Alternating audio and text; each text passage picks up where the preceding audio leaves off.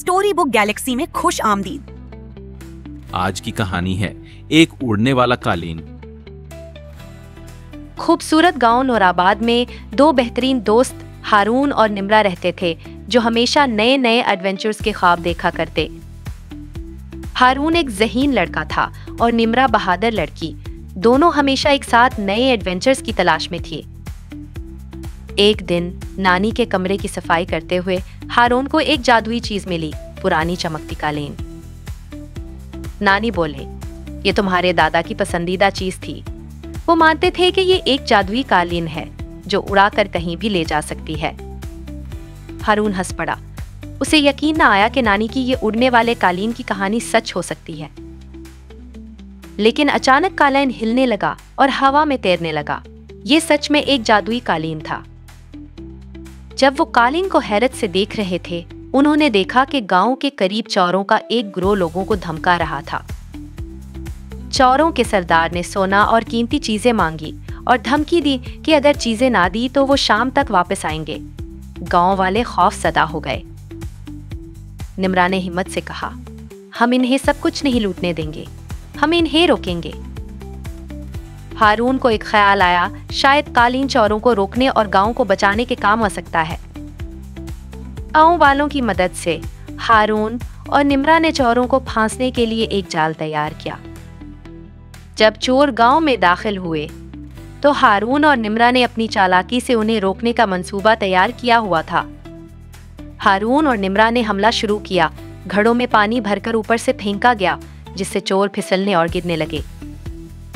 चोर बेखबर थे और हारून, निम्रा और गांव वालों के बनाए गए जाल में फंस गए। उड़ते कालीन ने आटे से चोरों को नहला दिया, जिससे वो अंधे और परेशान हो गए। सरदार गुस्से में चीखा और कहा कि वो खुद इस मसले को हल करेगा। हारून ने महारत से सरदार की तलवार से बचते हुए अगली चाल के लिए खुद को तैयार किया। निम्रा ने जल्दी से कालीन की मदद से सरदार को बांधा और उसे हवा में बुलंद कर दिया।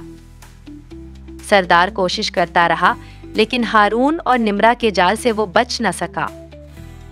हारून और निम्रा को देखकर गांव वालों ने हिम्मत पकड़ी और बाकी चोरों को पकड़ लिया। हारे हुए सरदार ने माफी मांगी, जबकि हारून और निम्रा जीत चुके थे। बुजुर्गों ने बच्चों की हिम्मत को सराहा और उनकी बहादुरी पर जश्न मनाया। गांव के लोगों ने एक दावत का इंतजाम किया, जहां हारून और निम्रा को हीरो के तौर पर बुलाया गया था।